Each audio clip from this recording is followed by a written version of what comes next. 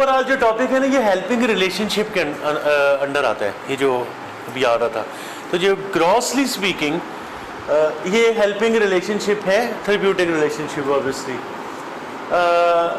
जो self disclosure है counsellor के लिए, उसके जो बेनिफिट्स हैं और जो उसके प्रॉब्लम्स हैं वो इसमें कवर होने हैं। इसको एग्जांपल को भी रहने देंगे। ट्रांसफरेंस होगी, काउंटर होगा और वर्बल नॉन वर्बल कम्युनिकेशन पे बात होगी। ये 3-4 टॉपिक कवर करेंगे। हमारा जो रिलेशनशिप है ये 3 बेस पे है। मैं ज़ाती तौर पे कहता हूँ कि जब भी किसी से ताल्लुक़ बनाएं तो 3 चीज़ें जहन में रखें।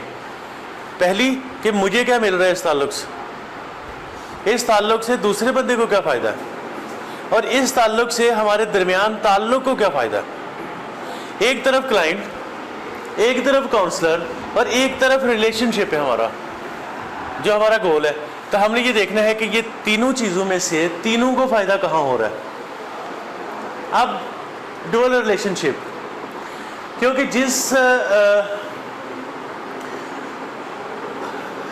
एक हम अपने मरीज़ के साथ एज ए काउंसलर काम करते हैं और एक कोई और रोल अपना लेते हैं, कोई भी और रोल काउंसलिंग के साथ कोई और रिलेशन हम बनाते हैं, चाहे वो उसकी कोई शॉप है, चाहे उसको कोई स्किल आता है, उससे हम फ़ायदा लेने की कोशिश करते हैं। ये टर्म यूज़ होती है जिसे हम कहते हैं डुअल रिलेशनशिप, एक थेरेप्यूटिक रिलेशन और एक दूसरा कोई भी। और एग्जांपल है कोई सोशल हम फ़ायदा लेते हैं या रिलेशन बनाते हैं, कोई फाइनेंशियल या कोई प्रोफेशनल रिलेशन बनाए हम क्लाइंट के साथ, other than our therapeutic relation that falls into dual relationship category. रिश्ते तो हैं, हम कहीं ना कहीं जुड़े तो हैं। अगर आज हमारा जो क्लाइंट है वो हो सकता है कि कहीं दूर जाके हमारा रिश्तेदार ही निकला है, अभी तो नहीं है। बाज़ दफ़ा किसी क्लाइंट को सेट करने, मतलब थोड़ा एडजस्ट करने के लिए हम कहते हैं कि आपको पता है कि आप और मेरे, आपकी फैमिली के और मेरे कुछ कहीं ना कहीं ताल्लुकात हैं, यानी हमारा इंटरेक्शन है, क्लाइंट सेटिस्फाई रहता है। आहिस्ता आहिस्ता करके उसको बता दिया जाता है कि ऐसा था कुछ नहीं, शुरू में था। तो that's nature of any community. तो इसलिए इसमें बाज़ दफ़ा इतना परेशान होने की भी ज़रूरत नहीं, लेकिन हम एक्सप्लोर करेंगे कहाँ तक कोई रिलेशन बन सकता है। लेकिन आइडियली तो अवॉइड करना चाहिए कि क्लाइंट के साथ क्लाइंट थेरेपिस्ट रिलेशन रहे, कोई और रिलेशन ना बने। और अगर कहीं अवॉइड ना कर सकते हों तो फिर try to make it minimise, बहुत कम, मतलब ना होने के बराबर। और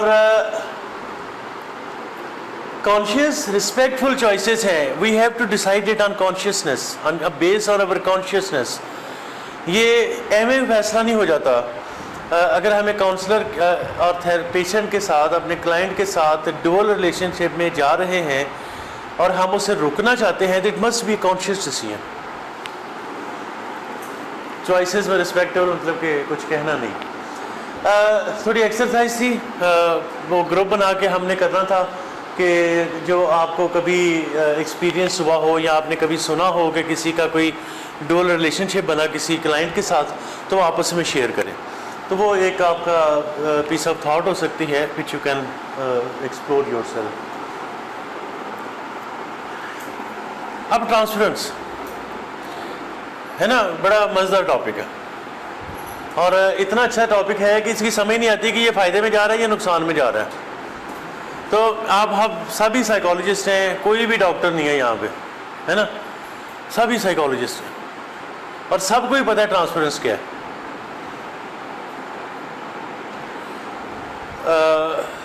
पता है ना? तो हाँ ही कर दें, मैं पूछ ही रहा हूँ ना। अब एक बंदा आपका नुमाइंदा बता दे, सिर्फ मैं मुँह इधर करता हूँ कि ट्रांसफरेंस क्या है, ताकि हमें और आसानी से आगे चले, छोटा सा एग्जाम ही सा मिले। What is transference?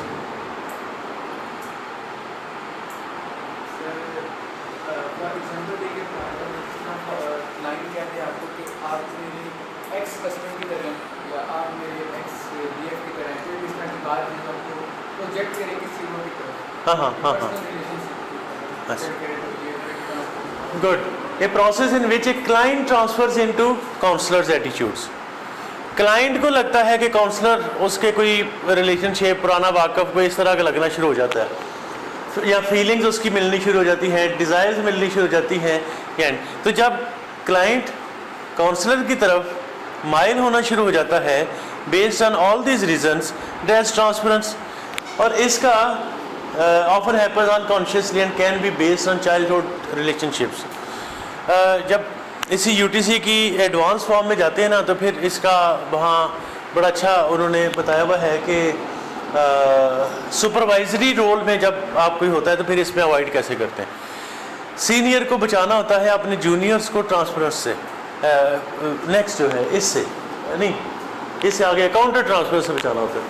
Transverse can distort how the client perceives and reacts to the counsellor.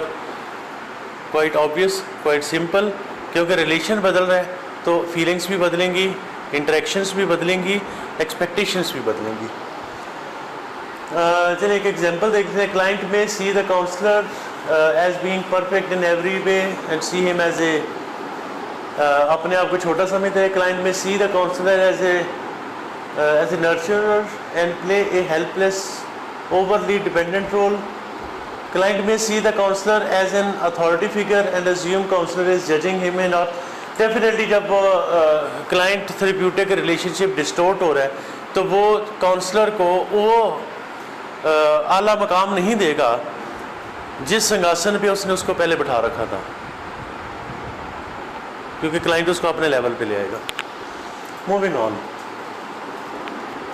अच्छा, अब बाज़ दफ़ा है कि ट्रांसफरेंस, अगर क्लाइंट जो है वो कहता है जी डॉक्टर जो है गुजरात से, तो ये बाज़ दफ़ा ये फ़ायदे में भी चला जाता है क्लाइंट के कि अच्छा चले तो गुजरात के तो मेरा ख्याल भी रखेंगे, और मैं कहता हूँ अच्छा चलो जी मेरा पेशेंट गुजरात से, तो इसका ज़रा इसको अच्छा एक्सपीरियंस होना चाहिए। गुजरात के लोग भी देखें ना, पढ़ सकते हैं, बाहर आ सकते हैं, काम कर सकते हैं, अच्छा एक्सपीरियंस हो। अदर वे अराउंड भी हो सकता है, वो कह रहे हैं कि अच्छा मैं गुजरात से हूँ ना, ये भी गुजरात से है ना, तो इसलिए मुझे जो है ना ये रगड़ा दे रहा है ना ये गुजरात सा होता और ना या मैं ना वहाँ से होता तो रिश्ते। A counsellor can use transference to gain insights in the clients personality and interaction with family member and peers. एक एस्पेक्ट हो गया। If a counsellor is not aware of the transference, his और her reaction behaviour could be counter therapeutic. Counsellor को फ़ौरन idea हो जाए कि client जो है ये ट्रांसफरेंस का शिकार हो रहा है, और बेस्ट ऑप्शन वहाँ पे ये है कि काउंसलर चेंज कर दें। सुपरवाइजर का रोल बेस्ट ये होता है कि उसे चेंज द काउंसलर, वरना काउंटर, क्योंकि वो अगर अनकॉन्शियस पे हो रहा है तो काउंटर ट्रांसफरेंस भी अनकॉन्शियसली हो सकती है। काउंटर ट्रांसफरेंस ये अपोजिट रिएक्शन है। अब काउंसलर इन्वॉल्व हो रहा है क्लाइंट के साथ, feeling at you about other people in his past present. Counter transference can also happen in response to clients issues that also troubles the counselor. खास तौर पे अगर काउंसलर रिकवरी में है और क्लाइंट उससे कोई ऐसी बात शेयर करता है जो काउंसलर की रिकवरी के दौरान पहले एक्टिव ड्रग टेकिंग में वही वाकयात हुए हैं, तो दोनों का अपना अपना लगना शुरू हो जाता है। तो काउंटर ट्रांसफर होना कंपैरेटिवली आसान है।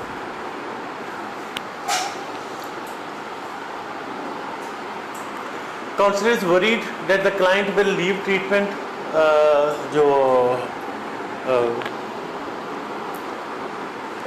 अगर कन्फ्रंट करता है काउंसलर, अगर उसको पता चलता है काउंसलर को कि ये ट्रांसफर्स और काउंटर ट्रांसफर में मामला हुआ है, तो मे बी काउंसलर और क्लाइंट दोनों ही अवॉइड करें, क्योंकि ट्रीटमेंट से ड्रॉप आउट का लेवल बढ़ जाएगा।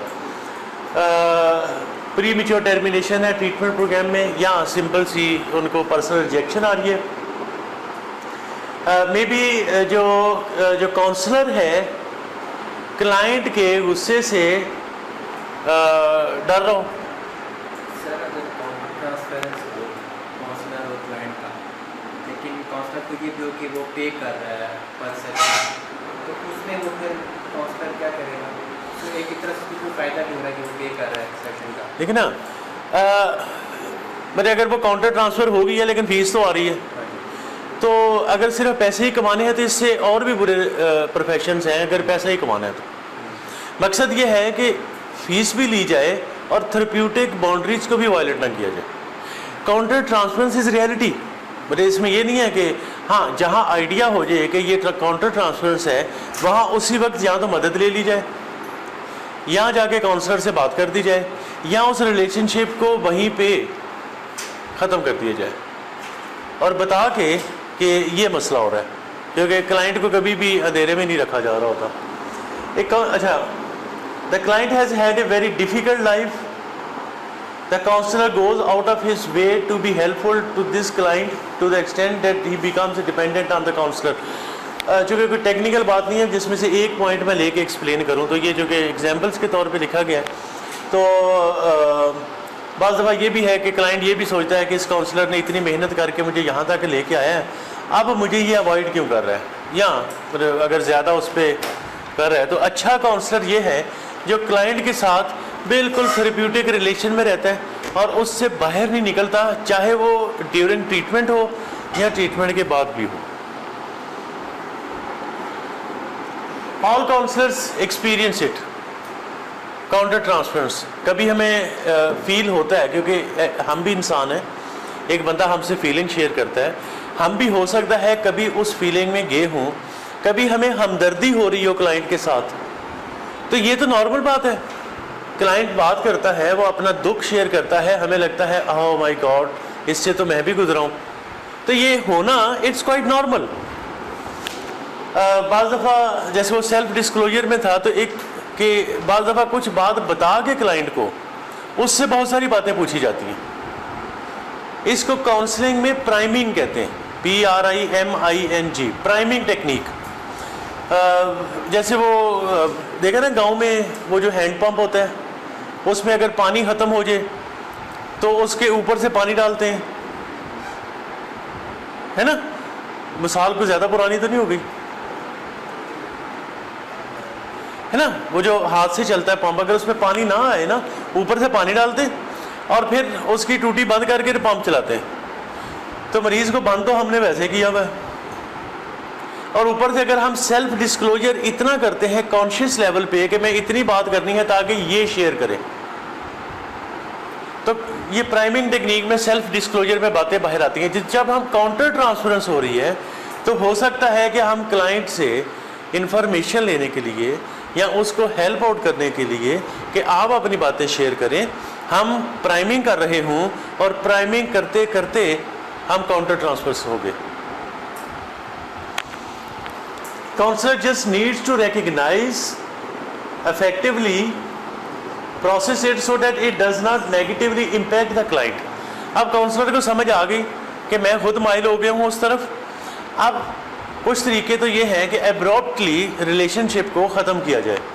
कुछ अच्छे सटल और डिसेंट तरीके भी हो सकते हैं, जिनमें से सबसे आसान ये है कि go to your supervisor, talk to him और हर, और उन्हें बताएं कि ये मसला हुआ है। कोई भी दुनिया का सुपरवाइज़र आपको बुरा नहीं कहेगा, क्योंकि इट्स क्वाइट नॉर्मल।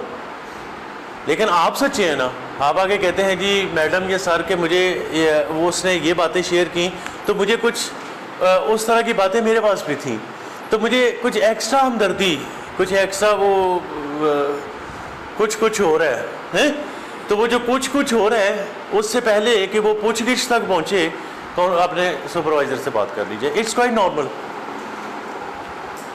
हम वो साइड लाइन पे बात कर रहे थे कि कैसे लोग काउंटर ट्रांसफरेंस को पहचानते नहीं और अपना प्रोफेशन ख़राब कर देते हैं। अपनी बात कर रहा हूँ, किसी किताब की नहीं। काउंसलिंग में काउंटर ट्रांसफरेंस होना इज़ नॉट रॉन्ग।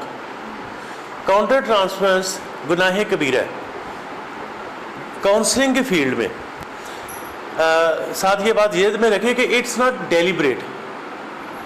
हाँ, होने के बाद अगर हम जारी रखें तो फिर वो गुनाह कबीरा में शामिल होगी। काउंसलिंग के फील्ड में, बाकी सेंस में नहीं बात कर रहा। अब कैसे प्रिवेंट करें?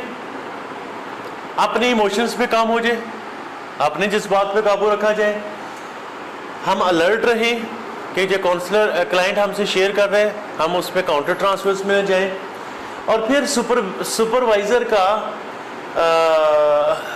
रोल कि टॉक टू योर सुपरवाइज़र और कंसल्टेंट, मतलब जो भी हम उसको नाम दें, कि अगर ऐसा कुछ होता है अवॉइड करने के लिए talk to your counsellor supervisor. Moving on, transference touch करना था, जितना हमने डीपली नहीं किया क्योंकि ये काफ़ी बड़ा सब्जेक्ट है और इसमें बहुत अच्छी अच्छी एग्जांपल्स भी आती हैं।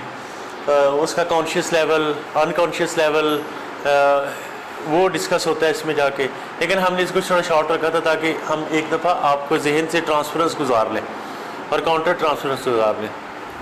हाँ जी,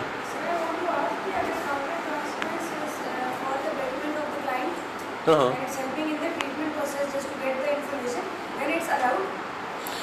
काउंटर ट्रांसफरेंस कहीं भी अलाउड नहीं है।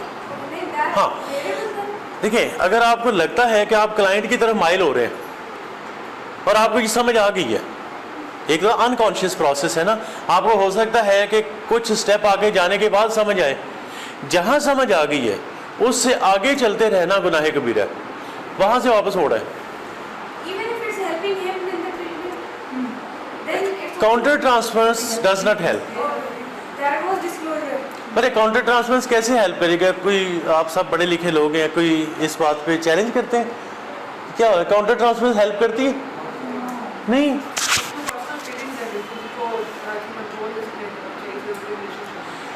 अच्छा, इवन ट्रांसफरेंस हेल्प नहीं करती।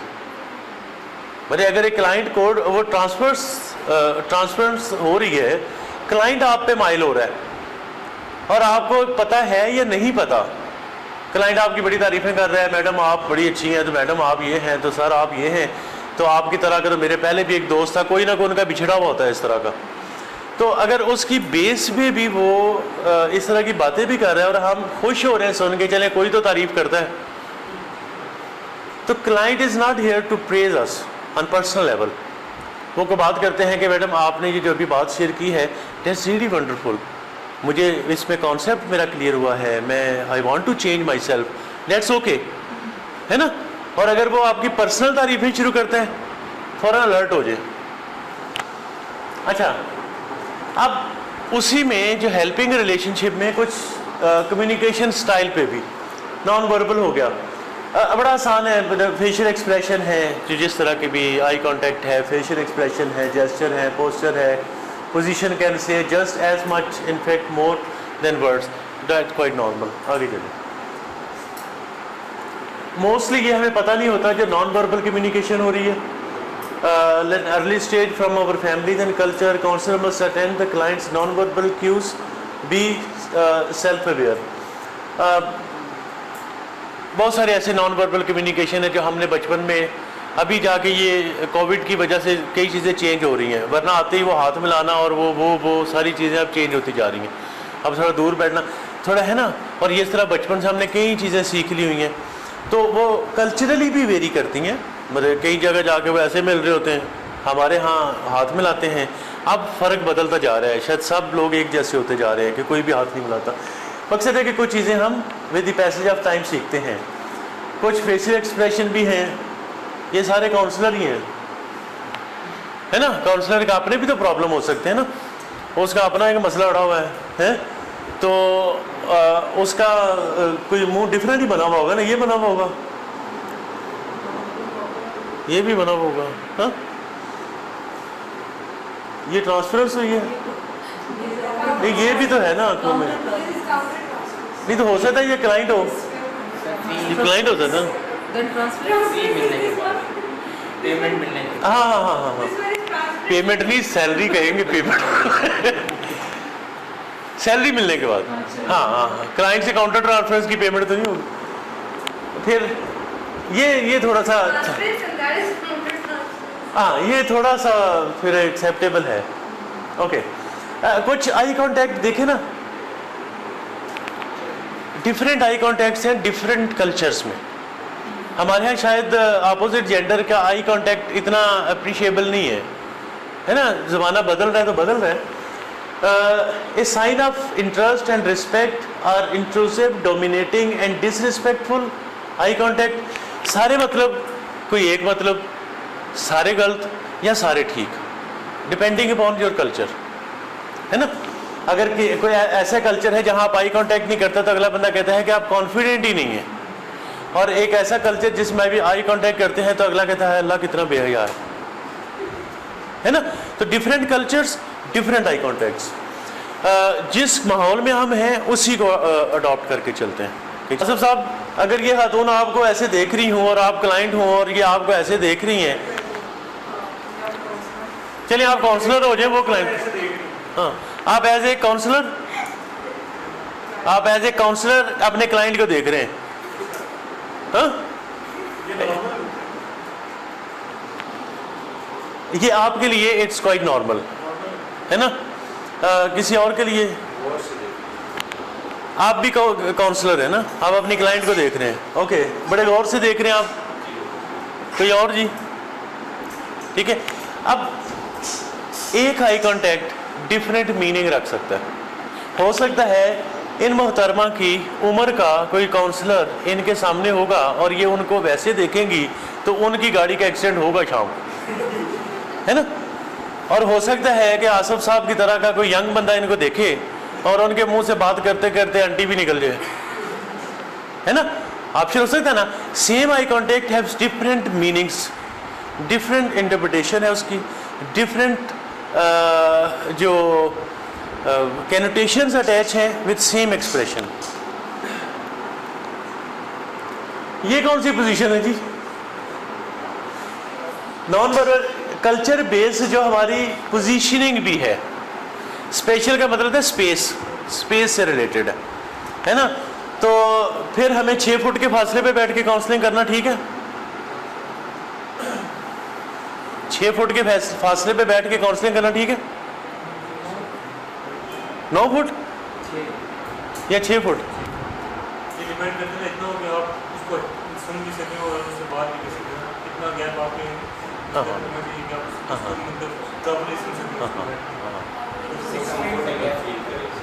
हाँ हाँ, 6 फुट 6 मीटर, 6 मीटर। कोई मीटर बढ़ाने हैं या कम करने हैं, डिपेंड करता है काउंसलिंग कितनी स्ट्रॉन्ग करनी है। कम करने हैं, ये देखा ना, ये ना 6 मीटर से कम करना है। ये कह रहे 6 मीटर से कम करना है क्लाइंट का फासला अपने से। हाँ हाँ, इसमें 2 रूल्स हैं। एक रूल वो ठीक बता रहे हैं कि आपका और काउंसलर का हाथ अगर मिलाया जाए तो जितना फासला बनता है, एक रूल ये है।